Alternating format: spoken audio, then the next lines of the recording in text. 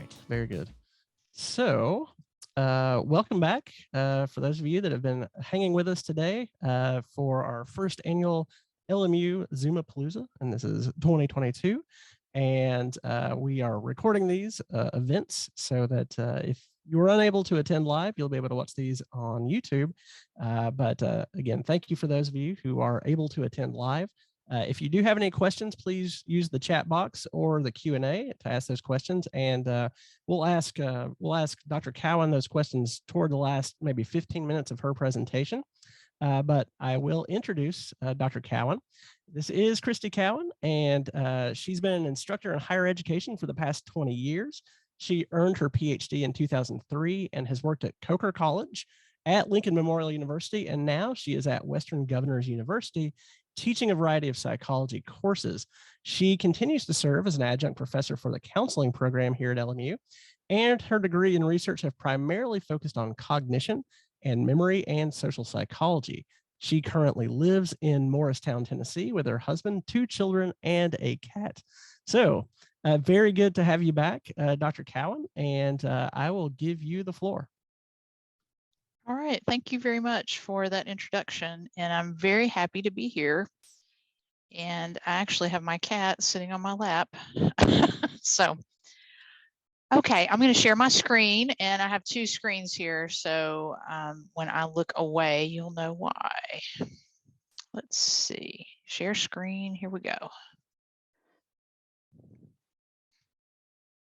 Okay, can we see my screen? Yes, thank you. Okay, as Stephen said, Dr. Atkins said, I have been an instructor in psychology for what seems like a lot of years now, about 20 years. And I was at LMU between 2006 and 2015. And I do continue to teach for LMU in the counseling program. So I'm very happy to be here. Thank you for having me.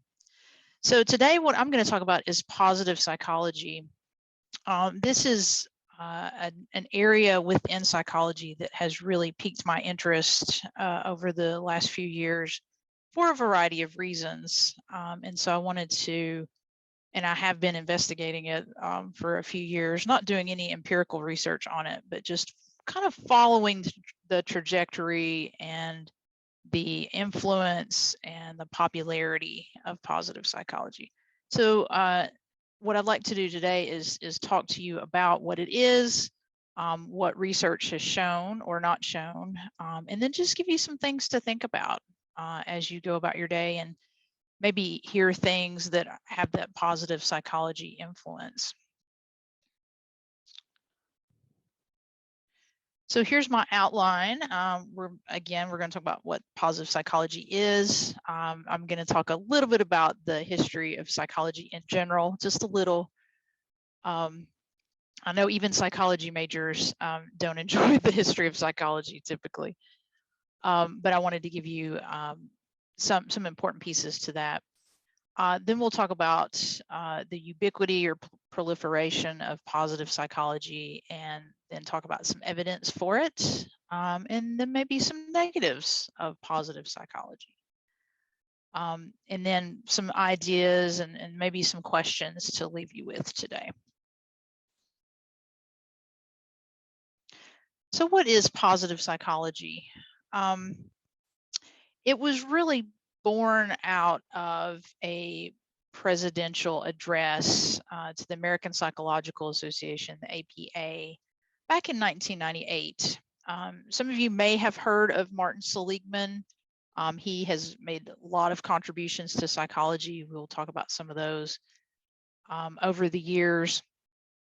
He was even in the famous Rosenhan study where back in the 70s, the 1970s, people got themselves admitted to psychiatric institutions. He was a graduate student at that time. So he's been involved in a lot of important things in psychology, certainly. So in this presidential address, he became president, and so this was his address to the body. He talked about positive psychology and really introduced it as a movement to perhaps move psychology to that area. he talked about what psychologists had focused on up to that point, and perhaps what we should focus on moving forward. Now, I took this from the Positive Psychology Center at UPenn, University of Pennsylvania. It is defined as a scientific study of the strengths that enable individuals and communities to thrive. So not only is it focused on individuals, people, but it's also concerned with the communities at large that these individuals live in. So if you look at his speech, there's some interesting takeaways that lead us down or lead us on the path to positive psychology. Seligman said that psychology should really reorient itself, in fact, to emphasize the, quote, the understanding and building of the most positive qualities of an individual: optimism, courage, work ethic, future-mindedness, interpersonal skill, capacity for pleasure and insight, and social responsibility. These are things that are not new to psychology. Certainly, we talk about them in the third force of psychology, humanistic psychology. But he was saying perhaps that maybe we had gotten away from it at that point, and we needed to come back to it.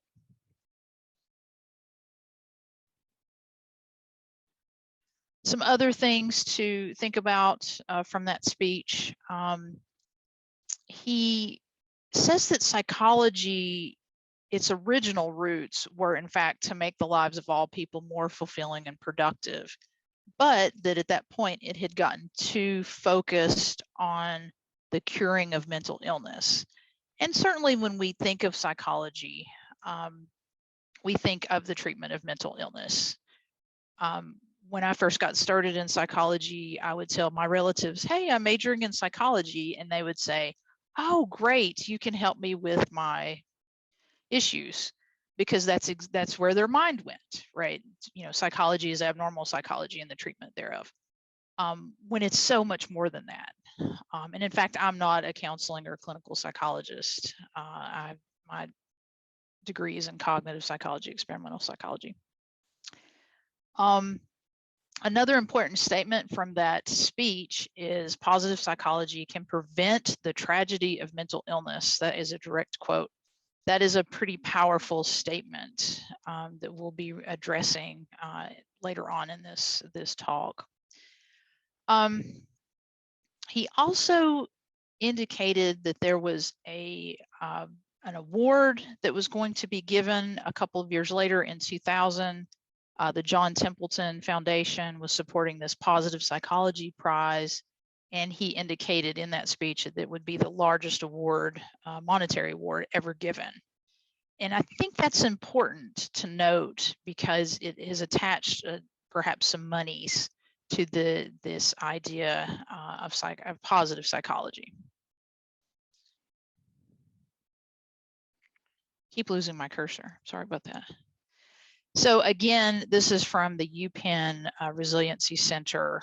The three main pillars of positive psychology, three things that they look at: positive experiences, which really is talking about emotional expression and understanding emotions in the positive realm. And I think it's important to note that we're not talking about negative emotions, whatever those are. Individual traits. So these would be traits, think personality, think dispositional, you know, what is it about the person that we can look at in terms of positive psychology. So again, we're focusing on, if we're looking at things as a spectrum, strengths and weaknesses, we're focusing on the strengths. We're not necessarily focusing on the weaknesses. Okay. And finally, the third one is positive institutions. So this is, you know, again, focusing on communities. How can communities use this knowledge coming from positive psychology, or these ideas? And that could be anything, right? It could be our what we think of as communities, you know, our neighborhoods and things around us, or it could be our schools. It could be our work environment. It could be corporations. All right, so let's go backwards a little bit in time to the history of psychology. Personally, I love talking about the history of psychology. I could talk about it all day, but I won't do that. So let's start at the very beginning. Wilhelm Wundt, of course, is the father of psychology, and he's given that title because he had a lab going in Leipzig, Germany, in which he was collecting data. Okay, specifically about consciousness. You know, what is consciousness? What does that mean? What is sensation and perception? If we're sensing things in our environment with our 5 senses and our brain's trying to make sense of that, what is perception? You know, so he's looking at all of these things, and that's really where psychology came from. Is really the study of these mental processes. And then we go forward a little bit in the 1900s, around 1904, we've got Ivan Pavlov, and I'm betting most of you have heard of Pavlov because he's the guy with the dogs that slobber when he shows them food. And he developed classical conditioning procedures as we know them. And so he propelled psychology in kind of a different way, focusing on what we can see. We can't see mental processes, right? Necessarily, but we can see behavior. And so he focused on classical conditioning. We've got Americans like John Watson and Thorndike, and of course Skinner focusing on conditioning, and all of that was focused on behaviorism. So the roots of psychology really are studying mental processes and eventually behavior. And then we came back around in the 1960s to again talk about mental processes. Once the behaviorists, their influence started to wane in the 1950s, 1960s. But that's our roots. I just wanted you all to know that. That's our roots, not necessarily on the focus of the betterment of humans per se. Now, we have seen psychologists take these ideas, these principles of psychology, and apply them in certain ways, or at least suggest that we apply them to better society. Certainly, we have done that. B.F. Skinner, who I mentioned, he's the most influential psychologist of the 20th century. Certainly, his work in operant conditioning and behavior management and these kinds of things has a big place in psychology. He actually wrote a book. He wrote a novel called Walden 2, and it's about this society, this kind of utopian society in which these operant conditioning principles are used to better society. Okay, so that's one example of that. And certainly the third force of psychology, the humanistic psychology, came about 1950s, 1960s, and people like Carl Rogers and Abraham Maslow really talk about that inherent nature of people, of humans, to do better. We have free will, we have motivation to achieve our full potential, whatever that is. And I bet you've probably seen this hierarchy of needs that Maslow created. Now, later on, a couple things were added to it, but we'll stick with the original. And you can see at the top, we have self-actualization. So that's a place where we have all our other needs met, and now we can focus on that human potential, whatever that is. And certainly it is to better ourselves. So these ideas have existed, but they weren't necessarily the main focus of psychology. Just wanted to point that out. Psychology is so much more. It is so broad.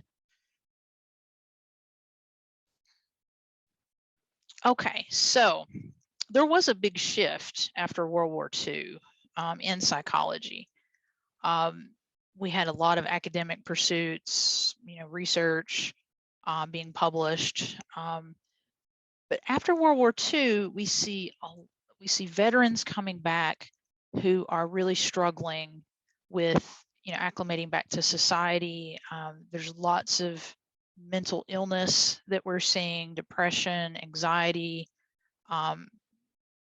something we didn't call it post-traumatic stress disorder back then, but certainly that's what some of these soldiers had.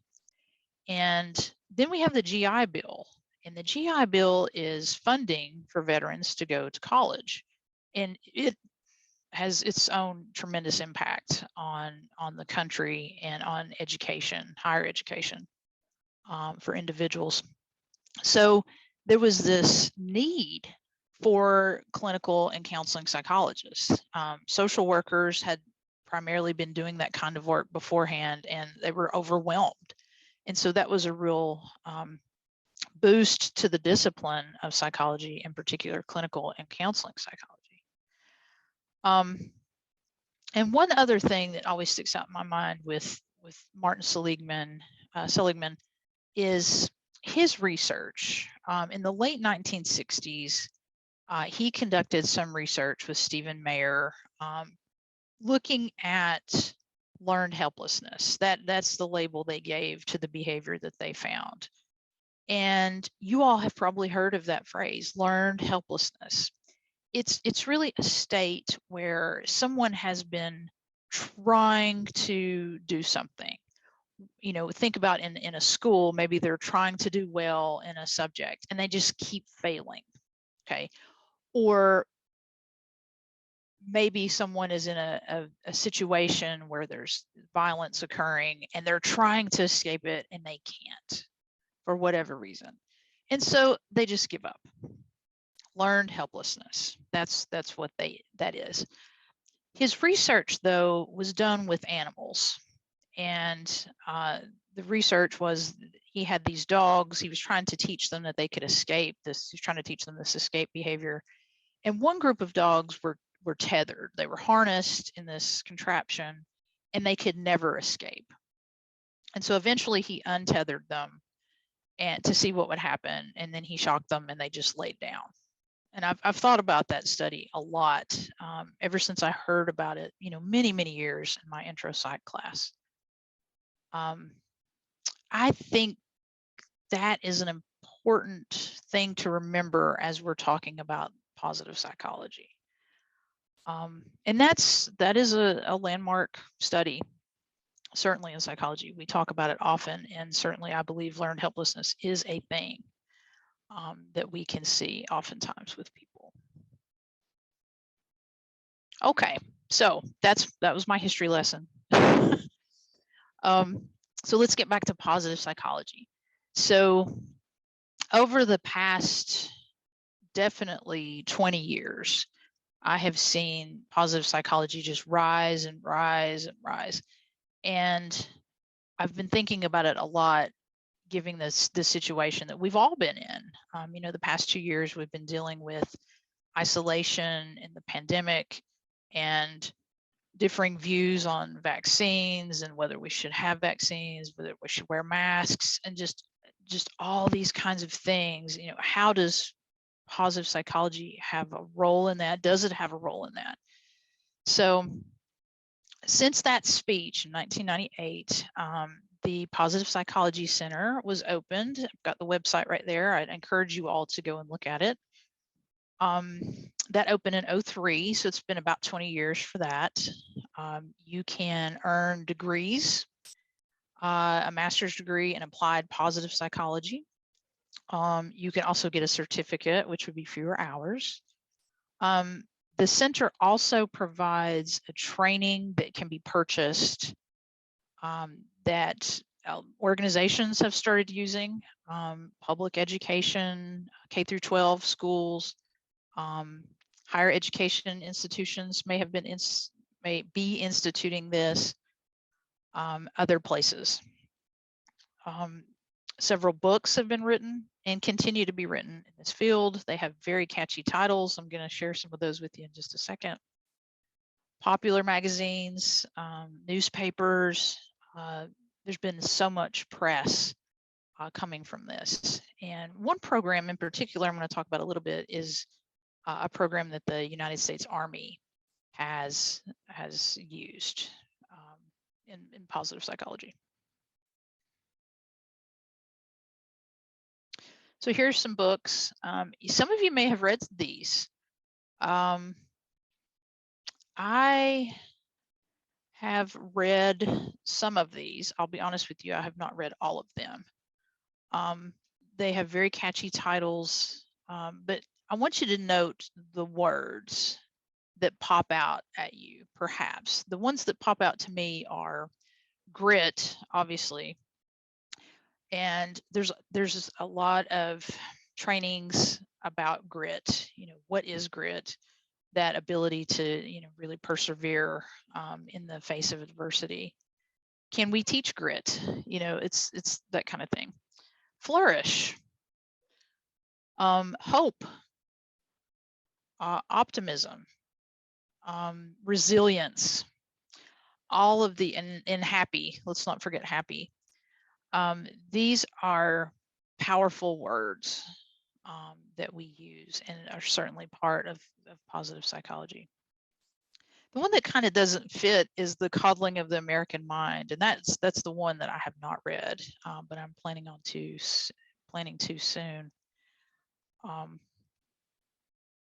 It sounds a little bit more negative than the others.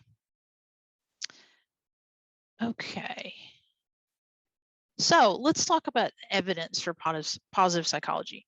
If we look, we find a lot of popular press kinds of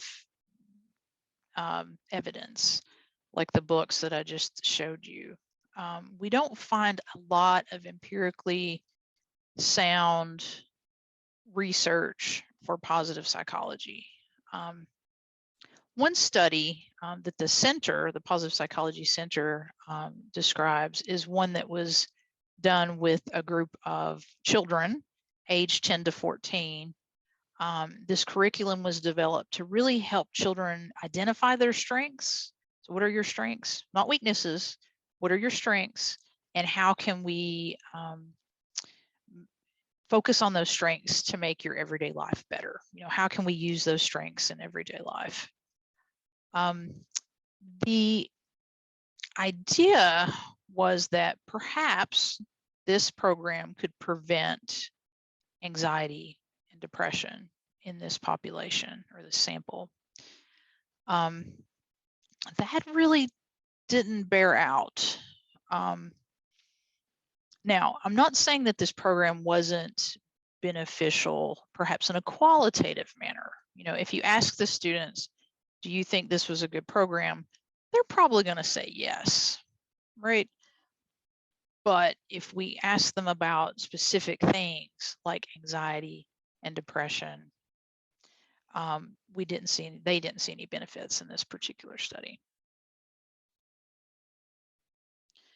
Now, the Army program that has been instituted is called the Comprehensive Soldier Fitness Program.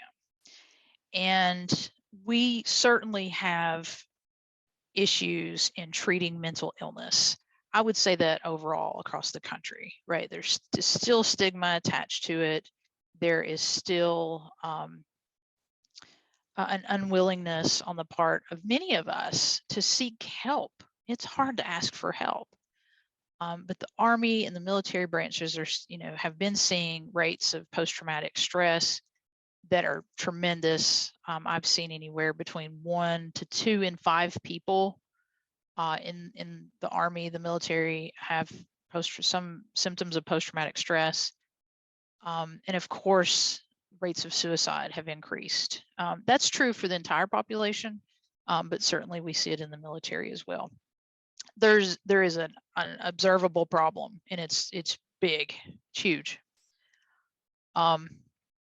So this program was instituted to combat those two things. I'm going to, can I do this? Yes. Okay, I was just looking at the chat. So Seligman claims that most of the programs that use positive psychology are based on really great, robust meaning replicable research. But the data from the study I just mentioned and other meta-analyses haven't really shown that specifically the prevention, that's a bold statement, I think, that these programs are preventing these things. They're not, it doesn't seem.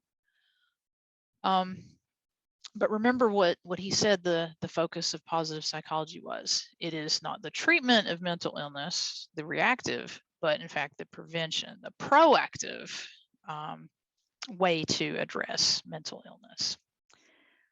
If you look a little bit deeper into this program, it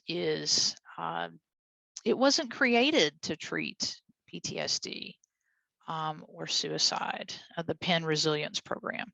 This is the program that is being used in institutions. Okay, so my point, I think the take-home message here is we need more data. I say that a lot. You know, if I hear a finding, if I hear about a phenomenon, if I hear someone shared with me the other day that coffee, if you drink 3 cups of coffee a day, it's going to reduce your chances for cardiovascular disease. And I said, that sounds great. I need more data. I need to look at this more. You know, I need this to be confirmed. I need this to be replicated. I think all of us should do that with pretty much everything. Be skeptical, you know, especially when we're seeing very bold claims. Bold claims worry me. Okay, now the other piece of this, remember I said the Templeton Award had the largest monetary amount associated with it ever for APA. Well, the Army has spent millions of dollars instituting this program.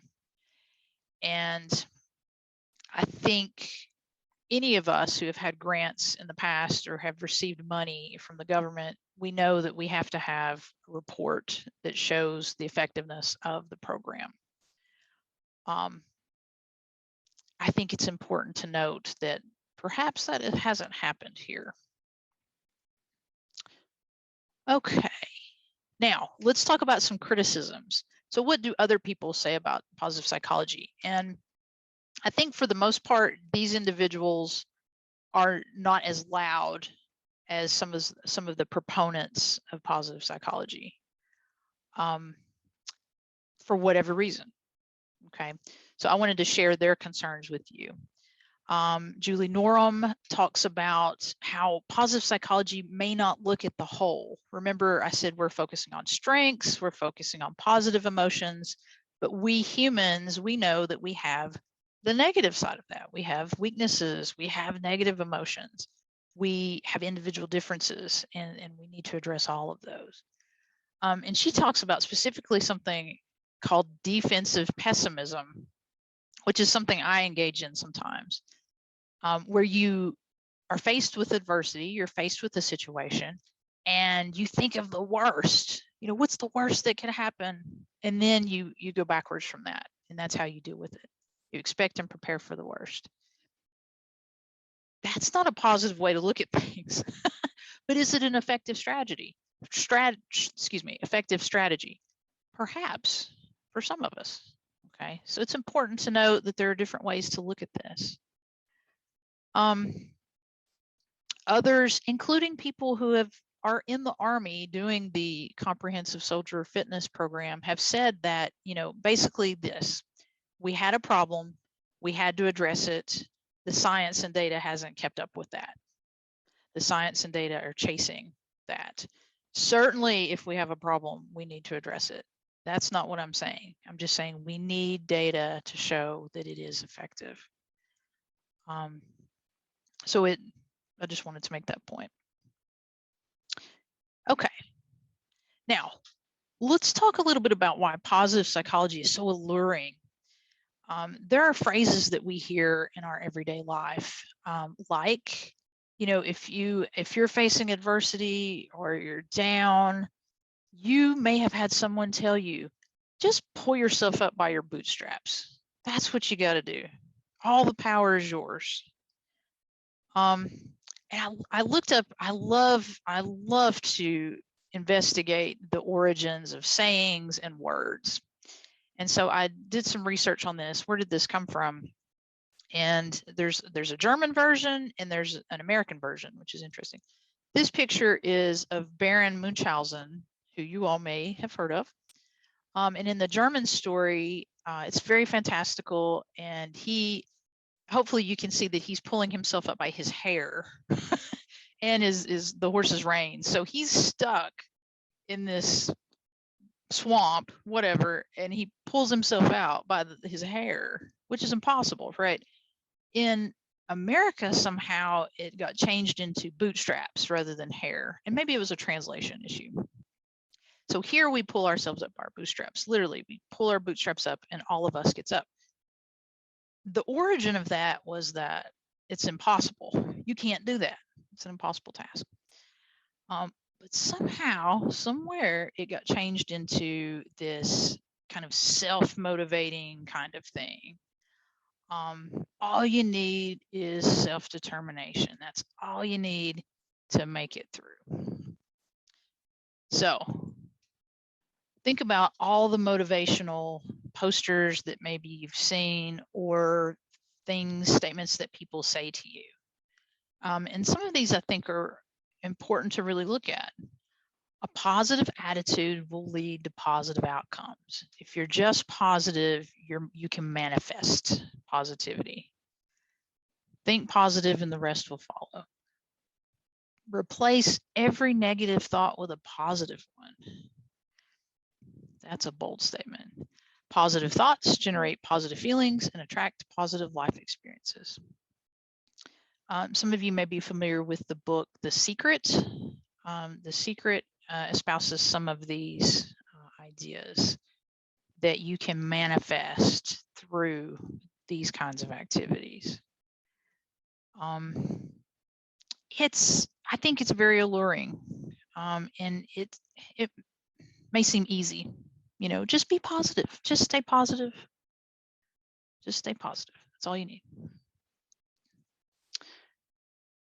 So some other criticisms of positive psychology. Barbara Held uses this great phrasing, this tyranny of the positive attitude, that Americans tend to like. I think as a culture, we like to believe that we can pull ourselves up by our bootstraps, that we can do those things that are impossible.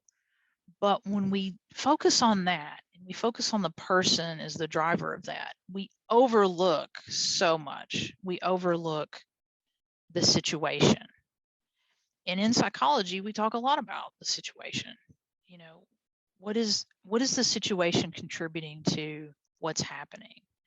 And so we can't discount that. Held also points out that the power of the APA. You know, Seligman was the president of that organization, and that power, I think, has led to this being very ubiquitous, positive psychology. Now, there is some research that she talks about that does have some interesting findings concerning having positive outlooks and optimism, and how that's correlated. It's not causal, right? It's correlated with a longer life. Okay, so I think that's definitely something we could get behind. Okay. Ehrenreich points out that positive thinking is perhaps more an ideology than it is of how we feel. So when we're saying we're using positive psychology ideas, maybe it's how we frame things. Maybe it affects our perspective, but it doesn't necessarily mean that positive things are happening. Okay, so that's an important distinction that I think we need to know. If we look at scales of happiness, whatever those are, and that's another issue we have, we don't have a definitive, agreed upon definition for happiness. What is happiness? How do you know if you're happy? Something to think about.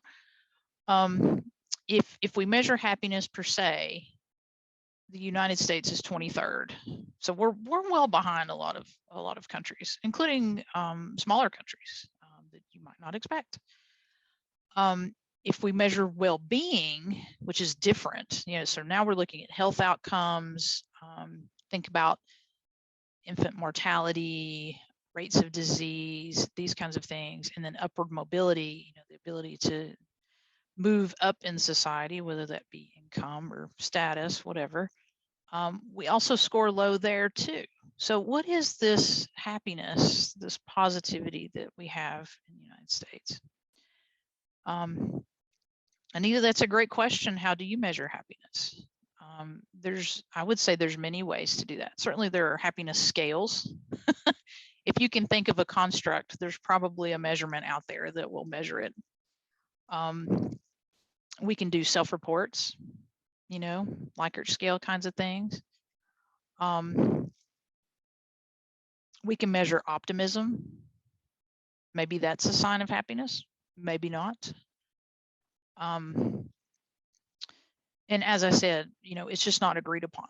I think as a discipline, we need to come together to agree upon a definition for a lot of things, but here specifically, happiness.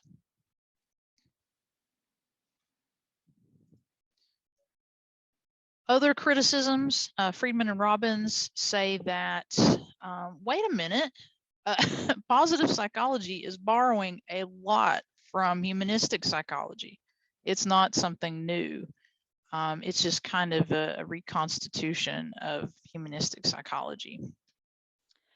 And again, they point out the holistic concern that if we're focusing on this one aspect of ourselves, the positive, our strengths, that we're not taking into account everything else. Okay, so that's another important distinction. And they make that claim too, or make that point too. Aspinwall and Tedeschi look specifically, and this was published in the Annals of Behavioral Medicine, how does being positive perhaps affect health outcomes? Okay, and they use the phrasing, the tyranny of optimism, which is pretty powerful language. The idea that if you just remain optimistic, that your health outcomes will be better. But what if you have a disease? What if you have a condition like cancer? Certainly there's some research to suggest the more positive you are, the better your outcomes. But for some people, they don't have that positivity. So are we in fact blaming them for their outcomes rather than the situation, rather than the disease? So they point out that we shouldn't be victim blaming if people are not getting these wonderful positive outcomes. And they also encourage at the end, more empirical research, not anecdotal. It's easy to fall into that trap of anecdotal research because we know somebody that it's worked for. That vivid case really stands out in our mind. But from a research standpoint, we've got to focus on it specifically. And health psychology, another branch of psychology, has focused on some of these things. So health psychology, humanistic psychology have been doing these things in the past, and maybe haven't gotten that spotlight that they need. So here's another saying for you: when life hands you lemons, you make lemonade. What does that mean? It's really focused on adaptability. And that is something we probably can really focus on teaching people. Can we teach people to be adaptable? Can we teach people to be flexible? I think that's an important thing to look at. And other researchers say that as well. Adaptability is certainly akin to resilience, and maybe more of a strategy than being positive, being optimistic. Okay. I'm really not losing my cursor on purpose. So I'm almost finished. Here are just some things that I will continue to think about, and I just encourage you all to think about as well, as we think about positive psychology and how it can be helpful or not, and how maybe framing it differently might be the way to do it. As I said, during the last 2 years, and even now, we're still dealing with the pandemic. You've probably heard a lot about isolation, certainly socio-emotional learning. Lots of parents that I know are concerned about if their kids aren't in school, how are they going to learn social skills? How are they going to learn those socio-emotional skills? And of course, depression, anxiety, and coping strategies. There's some research to suggest that our younger generations, our teens, and our Gen Zs may not have the coping strategies to deal with what's coming at them. Major world events. I grew up I'm Generation X, and so I grew up with my parents saying, not necessarily pull yourself up by your bootstraps, but certainly they were like, get over it, walk it off, those kinds of things if something was happening. That's not really a strategy. And so Gen X parents maybe have been passing those down to their kids, and it's not working for this generation. So that's something we definitely should focus on. Is positive psychology and all those motivational kinds of ideas, those platitudes, the easy way? Just be positive and resilient. That's all you got to do. And if it helps some, if it's helping somebody, then why shouldn't we do it? That's certainly an argument for it. The other thing that I hear more about these days is something called gaslighting. And it comes from a movie back in, I believe it came out in the 1940s, called Gaslight. And it was really about a husband trying to, his wife thought things were happening, and he was telling her they weren't happening, really to drive her mad. And so that's where that term comes from, gaslighting. So if we're telling people who are suffering and who are facing really serious adverse situations, if we're telling them to just be positive and be optimistic and be resilient, are we gaslighting them? Are we not acknowledging what they're actually going through? And I think about that often. It's okay to acknowledge that adversity. In fact, I think it's important to know where we stand. Something else that stands out to me is that in social psychology, there's been this replication crisis, in fact, is what it's been called, where several studies that we have taught about in social psychology as seminal studies are not being replicated, but they've taken off on their own, very similarly to positive psychology. So my point is that we need to replicate these findings. It's very important to replicate, no matter what area of science that we're dealing with. So show us the data. We just need more data. That's what we need. That's my answer to everything. Show us the data. And my other favorite answer is it depends. It depends. Depends on what? It depends on the person and the situation. You got to look at both. So those are some things I wanted to leave you with. And here are my references. If any of you are interested in talking to me more about this, I would love to entertain that. If you want this information, I can share that with you as well. And that's it. So I can't believe it. I'm right on the money. Yeah, how about that? Did a great job with the timing. Very good, very good. Yeah, so if you have any questions, we've got the chat below, and we've got the little Q&A section, so you're welcome to type those out. And it looks like we do have one question right now in the chat. It says, does the Comprehensive Soldier Fitness Program assist spouses and even active duty to deal with PTSD or depression that is present in many soldiers and spouses? It is for the active duty members. It could be active, it could be people that have served and perhaps even retired, but mainly focused on people who are active duty. I'm not aware of a program for their spouses. That would be good though, because I know spouses are dealing with a lot concerning that. I will investigate that. But to my knowledge, there's not a program for spouses. Okay. It's a great question. It's a good question.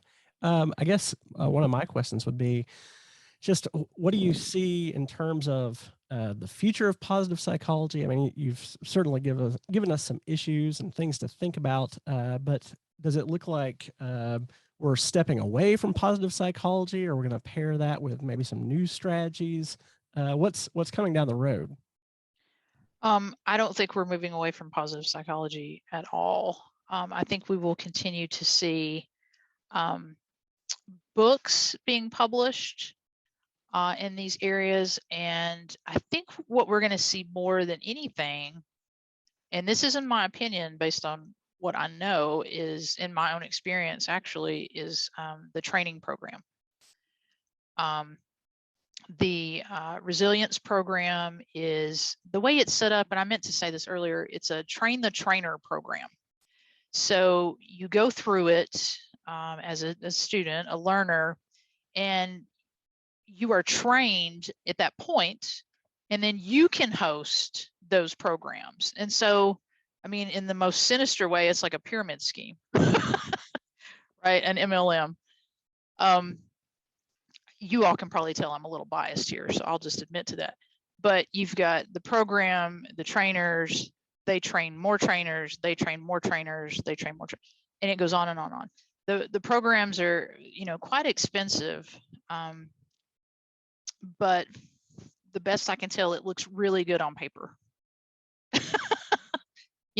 We've gone through this program, and I'm not saying it's completely negative. That's not, I'm not trying to be 100% down on it. I'm just saying that I'm skeptical that these programs are actually doing what they say they're doing. I need more data. All right, we've got another question here, and it's somebody that says, I will be in your human growth and development course this summer. Do you think positive psychology and sayings like pull yourself up by your bootstraps keep people from growing and developing to their full potential, since it could cause them to bottle feelings up or ignore problems, so gaslighting, instead of learning and growing from them? Or do you think it creates happier people overall and is great for human development and growth? I was going to just say yes, but then there was an or. That was a great question, and I look forward to having you in my class. We can talk about this more. So I'm going to say my favorite answer here. Any students out there, Jennifer, if you're still there, you've heard me say this a bunch in class, is it depends. It depends. It depends on the person. I think the first part of that question, if we are dismissive of someone's concerns and their negative emotions, I don't think that's healthy. I don't think that that's a way for someone to achieve their potential, because it ignores the whole person. Certainly it does. I do, however, think that for some people, that positive outlook is almost like an inoculation. And I've seen that language in positive psychology. It's like getting a vaccination against the negative. And for some people, that might actually work. But let me give you a personal example. Many years ago, I had a family member who was dying of cancer, and it was very clear to me that she was. And she was an in-law, and the entire family boosted her up and promoted her, and just positivity abounding. And I don't think they ever let her get to the point where she could grieve and have a real experience. And that really stuck with me. You know, the doctors are saying one thing, but she did have a doctor that was saying another thing, that continued to treat rather than, you know, having palliative care. And that was a really heartbreaking situation, I have to say. You know, it wasn't good. It just wasn't good for her. So absolutely, I think you got to let people have those emotions.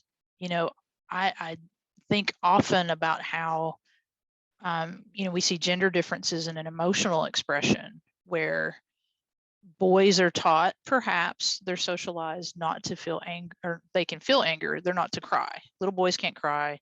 Little girls can cry, but they can't be angry. And we raise and rear our children that way, and it really detracts from who they are as a human. It detracts from our humanity, and we shouldn't do that. We really shouldn't do that. Well, it looks like we've got a couple more questions. Positive psychology is great for some folks based on individual differences. Are you aware of any practical clinical strategies that could be used for individuals in settings such as counseling or therapy? And any resources to your knowledge that may have some of these strategies?